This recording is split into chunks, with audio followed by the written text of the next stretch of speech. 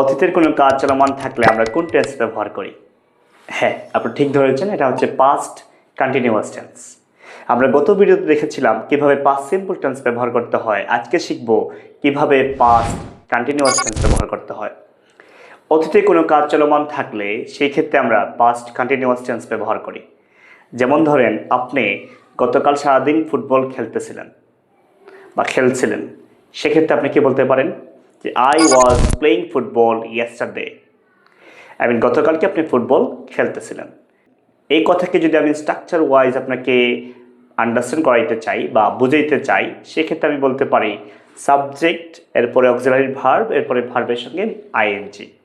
তাহলে ধরুন সাবজেক্ট হচ্ছে সিঙ্গুলার, আপনি দিবেন ওয়াজ, এরপরে মেইন ভার্বের সঙ্গে আইএনজি। সাবজেক্ট যদি প্লুরাল হয় তাহলে আপনি ব্যবহার করবেন ওয়ার এবং মেইন ভার্বের সঙ্গে আইএনজি। আসলে আমি একটু স্মার্ট সেন্টেন্স দিয়ে আপনাকে দেখাই। যেমন ধরেন, যখন বৃষ্টি হচ্ছিল তখন সে ঘুমাচ্ছিল, গতকালকের কথা। সেক্ষেত্রে আমি কি বলতে পারি? আমি বলতে পারি he was sleeping while the rain was falling.